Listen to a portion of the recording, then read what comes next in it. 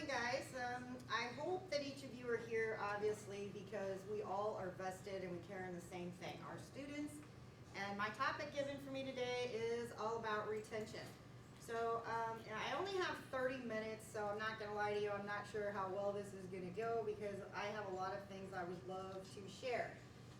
First thing I do want to state and share with each one of you guys is all 12 of these strategies that come from within this presentation, I did not make up. I've gotten this from our accredited online learning sources. But I can tell you that I came across this information when I was enrolled in our Teachership Academy program. So that was one of my big projects throughout my stay in that program. And I will tell you, I've gotten to test this stuff and put it to work, and it does work. It does matter. So I'm sharing it with you guys today. With all the strategies, I've got to tell you, this first one, which happens to be number 1 on their list, this really matters. So this really happens at our first week of class. So I'm not sure how everybody structures and sets up their first week of class. First week of class, from my experience, is almost like mass chaos. First off, we have changes in enrollment, people adding courses that they didn't start out with. There's a lot for us to keep up with there. But I got to stress to you the utmost importance. We have to engage, and we've just got to do it and embrace it. If I send a welcome message, that's one of my strategies for making sure that I'm making a first good impression with all my online classes. Well, if I don't pay attention, and I have 3 students that have added that class after I sent the amazing welcome message, 3 people now have not ever seen that, will not get that information. So it takes a little initiative on my part to be very proactive with that. I do have a screenshot here, which I already figured some of this is going to be a little hard for some of you guys to see. But overall, my strategy for this, I make this incredibly personal. I normally in a semester have anywhere between 3 and 4 different online sections. So I go as far as to, I make sure that my message is not a copy and paste from the other 3 classes. If I have 4 running at the same time, I make sure I put in a different picture. My most important thing, I do this the Sunday night before our stuff ever goes live. Why? The first thing those students should see when they get in there is that I have already greeted and interacted. This matters to me. I am here, I am ready. The date timestamps, that helps us. It doesn't hurt us. They see that I have done that before the class ever become live. Putting in a personal message, you know, it goes way beyond giving contact information and other things. Basically, because of technology, we've all kind of switched. We are ourselves multimedia learners. In an online class environment, yes, I am career in tech, so some of you are not. I benefit. I get to stay with my same group of students for like 2 years, sometimes a little longer, depending on what certificates they might be also getting as an add-on. But I can tell you that people want to feel comfortable. How do you do that? Well, part of that in an online, I still have students that I have never met, ever, in a face-to-face class. So making a little bit of sharing about your own personal information also does kind of breach that ice point. How many guys make your students that first day do a discussion board, a welcome and a bio, and I have read the course expectations and all that. So if we're going to make our students do that, doesn't it make logical sense we would do that ourselves? And so this is the method that I have used, which seems to work very well for me. One of the other retention things, and I've got to kind of lower this for a minute. So it doesn't even matter which class shell I pick on. I have designed all of my courses by 4-year universities, SIU. You are one of the schools that I patterned mine off of my relationship with some of the ones that teach in the same field from that I do. So my students log in. I don't have links all over the place. I don't make them hunt down and click for every little activity during that week. So everything is done in structured learning modules. So my form is so simplified for them. This is about them. Was it difficult for me to build? Yes, I will not lie to any one of you guys. But I guarantee you the first time you do it is going to be the hardest. After that, it becomes so much easier and like a second nature. So it doesn't seem up front, unless you're familiar with this and how it works, that there's too much going on with this. Well, I made it simple. So when the students click on week 1, everything they need for their entire week is right here in their learning lessons. So, links to discussions, everything they need is right here.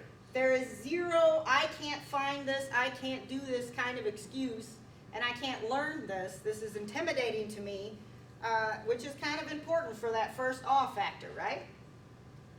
Along with that, and I know my screen on my end is kind of smaller than what you guys are looking at. How do I put this?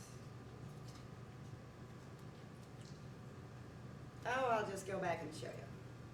So one of the first mistakes when I first got into this was I have on my end every module, because I'm logged in as me, you guys can all see that right now.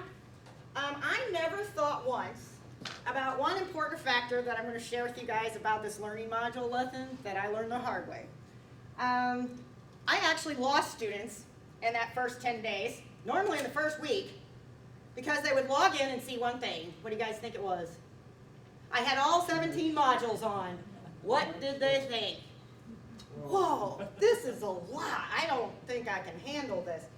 So I love this design, and I can share with you guys one of my biggest learning curves was, I will hide every single one of these learning modules despite already being there, ready to go, and I enable them either Sunday night very late or early first thing Monday morning. And again, I'm just sharing with you, I learned the hard way. I actually lost people because, whoa, this seems like too much. This is a lot of work. I don't think I'm going to be able to commit to that kind of things. So it looks more overwhelming than it actually truly is. I know you guys as learners, you've probably had those similar experiences. So I can encourage you guys to try to hide those things. It requires more manual work on our own part to remember and have to log in and release them, but there's good reason for that. And again, I've tested that, so I can attest that that truly does make a difference.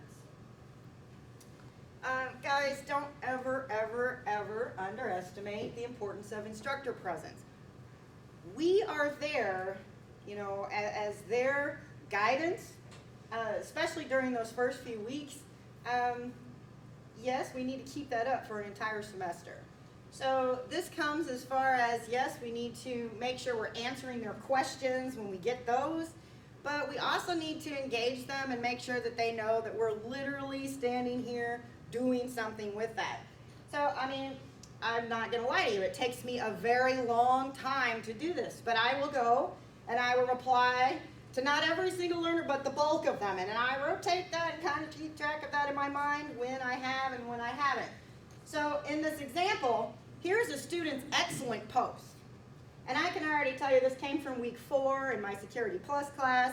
Some of your students, and you guys get to know this really quick, same as I, you can tell the ones that will struggle versus the ones that are not. Don't forget the ones that are not. Keep them engaged. So this is a very elaborate post. This is a student I already knew, oh, they're going to do great. But they need to know, I am there, I am reading, I am watching. So then I'll post back things to help further their knowledge. So things a little bit above, beyond maybe the topic we were giving. Challenge them a little bit. Give them something new to think about.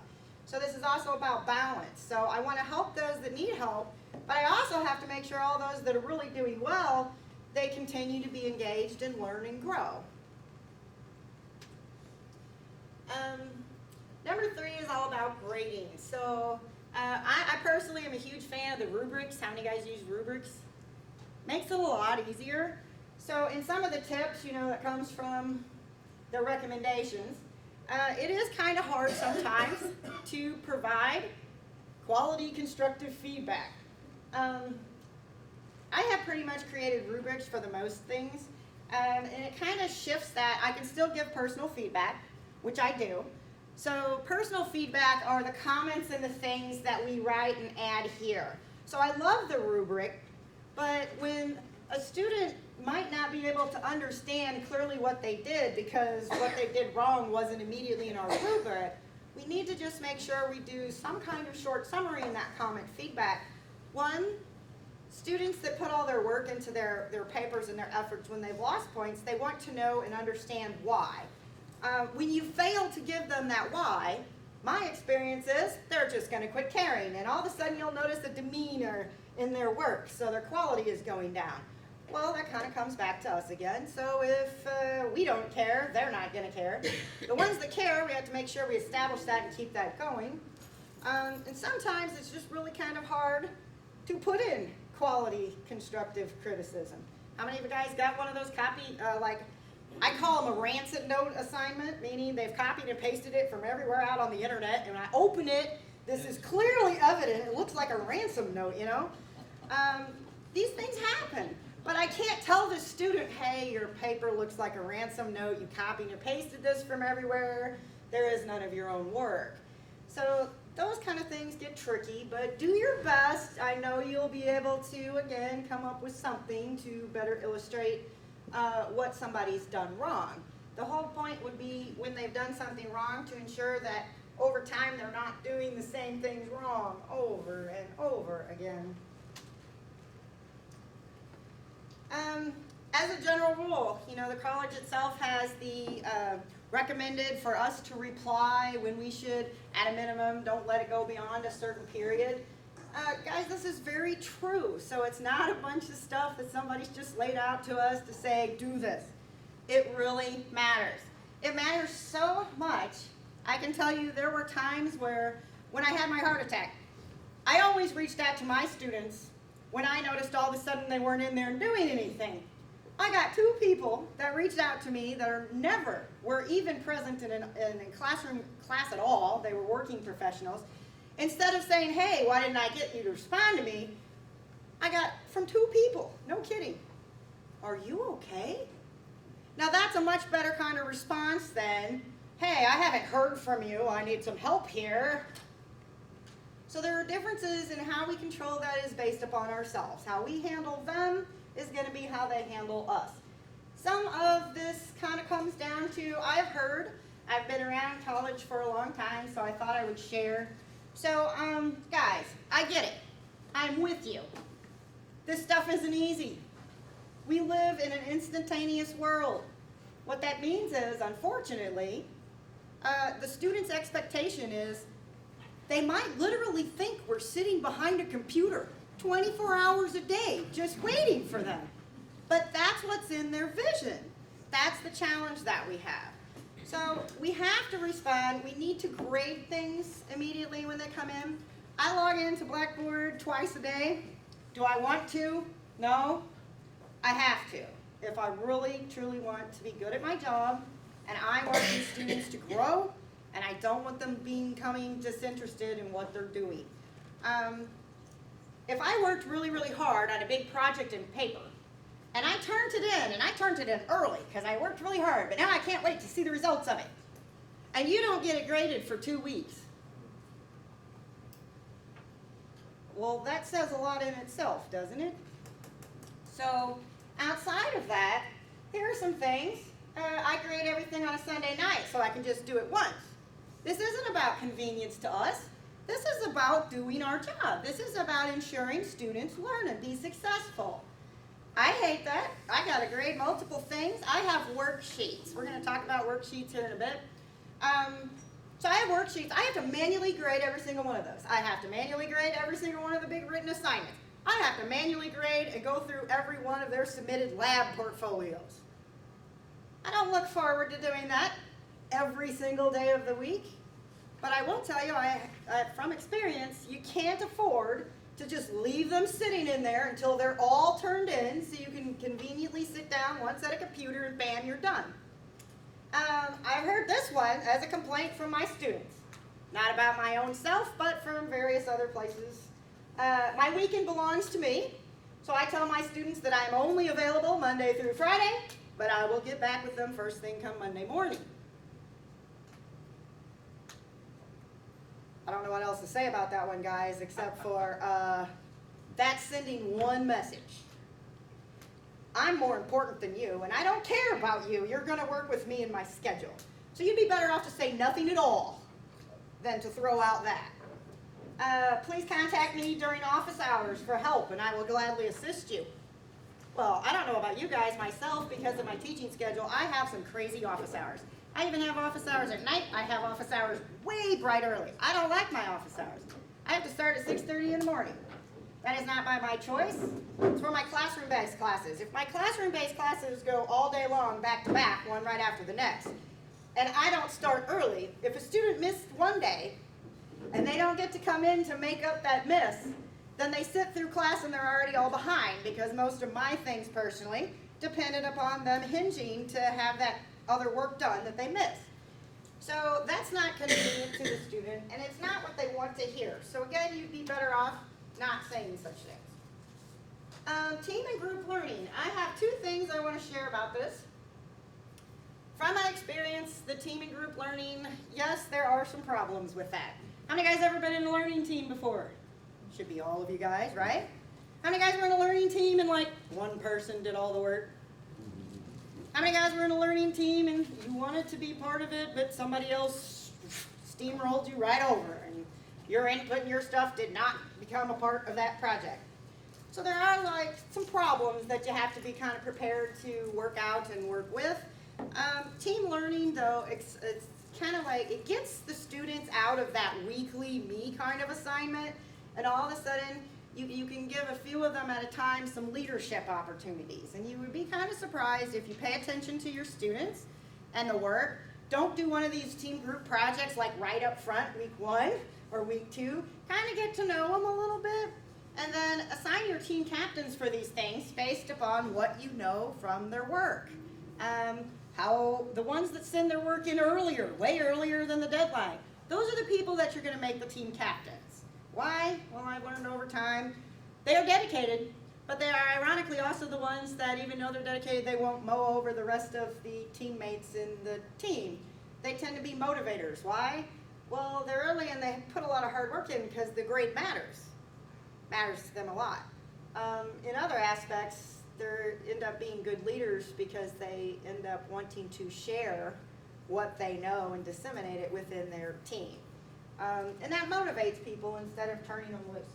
So one of the most fun group projects I came up with ever was in my Security Plus class. So for those of you guys that aren't in my field, encryption and cryptography are probably the most challenging things for my students to ever learn. So in order to kind of supplement all that theory, I put them in big teams and they get to make their own cool encryption method.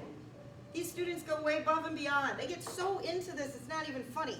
So I had one group that actually was so inventive. There's apparently a website for any Star Trek fans that actually outlists the Klingon language and such. So they went so far into this, they used Klingon language and then they applied methods to that, so there was no way anybody was going to get that. And normally with the team and group projects, then I incorporate some kind of bonus point system behind that, with that as a plan. So student absence, I kind of addressed this just a little bit earlier, but we know when all of a sudden students aren't being in our class anymore. One of the things that I can share with you guys, the biggest, during spring break, fall we don't really have this problem, spring we end up having this problem. So I'm sharing with you guys, one of the worst things I ever had to learn the hard way from was, if you just give them spring break off, this is what you can expect to happen. It will be not 1 week, 2 weeks before the most of them are back engaged into their class. Now they're all far behind. Now they have all this catch-up work. Now your workload is intensified because with everything else they need your help to get caught up. So in online, there are no walls, there's no doors, there are no barriers. So don't go with that mental phobia that we all have. Well, oh, it's spring break, we don't have to do anything. I've actually learned that I make mine keep working in my online classes during spring break, and now I don't suffer that, oh, it'll be 2 weeks before I see most of them back in here again. So once you build that momentum, don't let it go. You got to keep it. Letting it go, it's very hard to get back. All right, so we make goals for our students. Obviously, they should be making goals for themselves. We need to make sure that we've incorporated some way of taking theory-based knowledge and things that there are a lot of we've all been learners before. How many guys have ever taken a class and been like, why am I having to learn this? There is no way I will ever use this again. We've all been there. So that's really the thing we're trying to overcome there. So you got to try to give them unique ways of trying to develop and apply that in a thinking. So like, John, I'm going to pick on you because English. You can still make that work out, believe me. There are ways, you just have to be very creative. Some of us are a little more creative than others. So I'm just going to share a few of the ways that I do this. So I give my students, I want to encourage them to develop these critical thinking skills and their real, how do I apply this to life kind of things. So I have two mechanisms that I've structured in every online course that I have. So I will give them critical thinking challenges. Now, this is for points. But regardless of their answer is the twist, it's not going to be marked wrong. Even if they're just totally flat wrong, I am not going to mark it wrong. I will give them feedback still. But it matters in their mind, and it kind of puts them at ease. Oh, you mean I can just answer this on my own? And it empowers me too as the teacher. Now I get to see what's in their mind. What are they thinking? Where are they at? So I'll give them points based upon just doing it, not whether it was right or wrong. And I still give them full feedback. The other area when I've done that, I added these things called skill drills into their actual module lessons. So I have like learning lessons every week, and up on the screen will come up these skill drills. They're basically what is referred to by myself as hidden lessons. So in other words, if I assigned you to do this as part of your class, meaning this virtual lesson, well, thus I feel that's fair game for these hidden things to be contained without it, because that was on the list. You should have done it. I will make sure I do that up front in several classes. I want to have lessons that have hidden engaged activities within them, because then it teaches them real fast. Don't skip doing these downloadable lessons. I learned that from myself, actually, as my own self being a learner. I took this one class and I had no choice. You had to, before it would open up your next content, you had to get past this thing. So you know what I did? I just launched it up and I left it plain, and I walked away from it and I never looked at it again. I'd come back, okay, done, great, here's the next content. They're going to do that to you guys too. That's where I learned that. Here's an example of this team stuff that I was kind of trying to tell you about. So make the team projects, in my experiences, fun and rewarding, something that will interest them.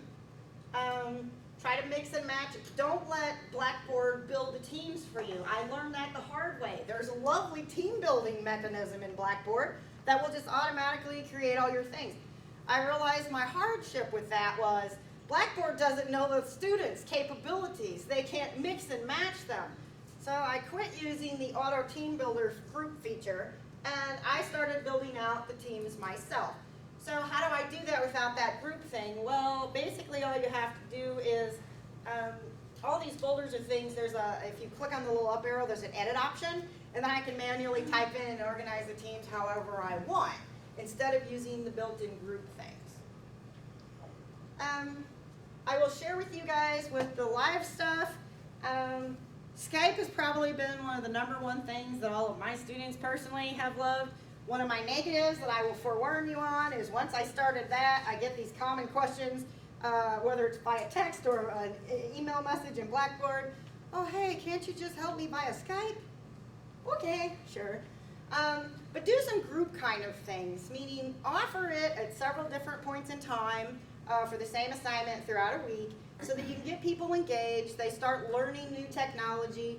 You would be amazed. I hate still pictures of myself. This whole video camera recording me kind of thing is, yeah, that was a little disturbing to me when I first got here. Oh no. But I will tell you, the Skype camera feature of Skype, you should use it. It allows everybody to visualize. Communication is so much easier. And again, here is you teaching and working with them. So it matters. So even turn the camera on. If I can do it, you guys can do it.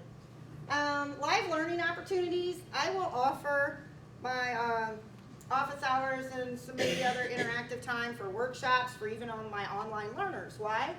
Well, there are a few of them that are never going to ask you for help. They're just not going to reach out and do it. But if you just throw things out as special opportunities for advancement of learning, that changes everything. All of a sudden they are, oh, hey, that sounds great. They're not looking at it as, oh, I was a failure, I couldn't do this on my own, and you would be surprised. I think, Dean Evans, you've been in my lab on Tuesday when I had no classes and I had a whole fleet of people sitting out there. That was for my Linux class. So one of those such kind of events that, again, it's optional, you don't require it, but you just throw it out there to them. You'll be surprised how many people take you up on that. I have recorded many of my classroom sessions. I know some of you guys have probably done some of the similar things. This works well for not only online, but the hybrid classes when people miss. It's a heck of a lot easier than having to redo things, right? To provide the personal narrative for online virtual lessons. Well, I'm going to show you at the end here several examples using some tools I'm going to go over. Things you can do. But I will tell you, I hate the sound of my own voice as well, so I don't like hearing my own self being played back. But I will tell you, my students, they react the best to the ones that have my voice running in the background. It's me teaching them. The computer voices are great. They've come a long way with that from the cyber-sounding voices. But, you know, it's still not you. So when you put it as you, it is you teaching. We have to be vested. We want our students vested. Why are they going to pay you for a bunch of stuff off YouTube that they can sit and watch from home on their own? Well, the answer is that's not a very good pay equation, right? Why would you do that? Establishing an early alert system. Again, know your students, pay attention. When all of a sudden there's maybe a good student all of a sudden has very terrible work, you've got to know or should be able to step back and recognize, hey, they're probably having a life issue or something is going on, something's changed because it went from this to that. Be proactive with that, guys. Try to mitigate those potential issues. Reach out to your students personally. I love our first alert system that we used during the first 10 days of class, but again, I've got to share some stuff that I've learned the hard way about that. So the instant I create an alert, it's reported to me by my students that they are bombarded by strange people that they don't know and have never heard of continuously. Well, okay, that's good. We're vested. We're doing something about it. But do you not see in the back of their mind, well, why didn't you call me? All these strangers called me. I got all this feedback, but not from you. Reach out to them. It doesn't take that much extra time. It's worth it in the end. Offering additional support mechanisms. I'm going to kind of table that because I'm going to show you guys a bunch of tools. So obviously tutoring and other services, things that you already know, are always wonderful. And then you want to utilize tools. How many guys love tech? Tech has changed our lives forever, right? It's supposed to be improving it. So some of the best tools that I have tested, and I can attest to you guys, are amazing. These free little apps here. This one's free. This one's free. This one is not free, but I paid for it, and it's absolutely amazing. So because everybody wants everything instantaneous, the invention of the smartphone has significantly changed all of our lives. How many guys could never go without your smartphone? That's nearly all of you in this room. Our students are the same way. So making and utilizing practice quizzes and other little gizmos and stuff so that they can get to it on a smartphone. Maybe they're somewhere at one of their kids' games or something and they're kind of bored for a minute. Guess what they'll do? Work. It's amazing. So my experience has been if you provide them with the tools they need, they will actually utilize it. So you're not wasting your time building all that. Mobile lessons. I've had a lot of fun with this stuff. Between the My Education, this is like built-in lessons. So they're by topics. I can't lie to you. My topics aren't in there. Yeah. Ethical hacking, computer forensic, no, none of that is in there. But they do have some amazing other things that I will throw out to my students that come to helping them with writing, reading, being a better test taker, kind of life skills, so I even throw that out. The TED Ed, again, we don't have to create all that stuff, so if you just give your students access to that, you'll be surprised how many will use it, and it only further helps them. Text-to-speech is probably one of the best little tools that I found. Basically, it's software that takes a PDF, a Word document, even a PowerPoint. It will take any of that content and it totally digitizes it and turns it into auditory kind of files. Well, why is that good? Well, guys, reading, we always say is fundamental, but I gotta tell you, how many of you guys assign reading and you know your students don't do it? Should they? Yes, that's beside the point, but we have to be realists. We want them to succeed. You're not going to force them to read. You're not going to show up to their house and sit with them and have a book study. So I found this to be very useful. So I will take all that and digitize it. And you can get PDFs of most of our course textbooks. So I can select pieces of that text and turn it into auditory files, and they'll do it versus reading it. And game-based learning, I've had a lot of success with that. So turning in the PowerPoint games, the ones like my favorite one is really kind of pretty much Jeopardy out of all of those templates that they have out there. It kind of turns that interactive, everybody loves gaming these days, so why not utilize some of this to make learning a little bit fun? What to learn? Well, this allows us to create our own games. So for me in my area, my students, I had the most fun with this. I can go out and create a Star Wars game that basically to get it to do whatever, you had to answer questions right. So it's pretty cool. You can customize it on about anything. Last but not least, we have Buzz, which used to be called GoBinder. Now I actually own the GoBinder, and what this does is amazing. It interacts with your Blackboard shell. You give this to your students, or at least make them aware of it and its availability. And if you can see, there's a tab for each of the classes that it's linked up to. It dumps all the content from your learning modules, key, you had to have learning modules, into this app. And now it's mobile, and it's on their computers permanently. They don't have to, everything that they need is at their fingertips. So it's actually pretty cool. My students love it. It's now called Buzz, and they are still doing, the teacher version is free. So instead of charging us, you won't be getting charged. Last but not least, guys, make sure that you do goals for the students. Now, I didn't know how many of you guys knew that how easy it is for us to reward students for good work. But inside of Blackboard, you can create an achievement. Once you do, I have several achievements for the discussion boards after X amount of grand postings, and the end result is they end up getting a trophy that pops up in their shell. Again, might seem a little silly to us up front, but students respond well to this, and they like gaming. And it's like, oh, hey, look, I got a trophy. And these are the icons that are built there, but you can put in your own pictures and your own things in there for being the reward. And those are, again, parts of just being built into Blackboard. Guys have any questions? You're all way too quiet. Angenien, could you show us just briefly what you use the retention tool, how you use the retention tool on Blackboard? Well, I don't use that retention tool on Blackboard. I have my own, based upon all of these things. And for those of you guys that don't know me, since I'm in information technology, I'm a data hoarder. So I collect my own data and do my own things with it. My experience, because of the way my shells are designed, the retention tool doesn't really do so much to help with all that written data, because I put so much feedback for the students. It's not a matter of, I even trick them into learning. I will admit that to all of you. So instead of calling something a quiz, I'm not going to give them a quiz. I'm going to give them a worksheet.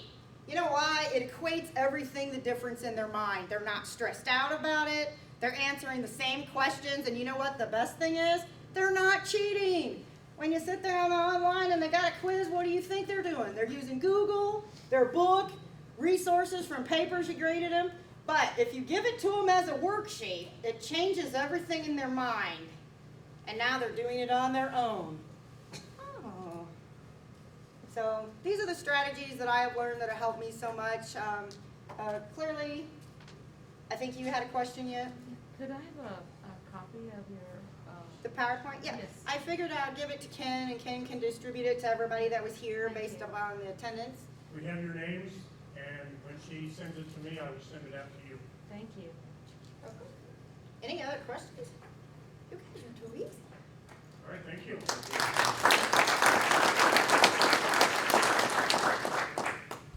Sorry, We we have didn't get Aaron time. Ryan.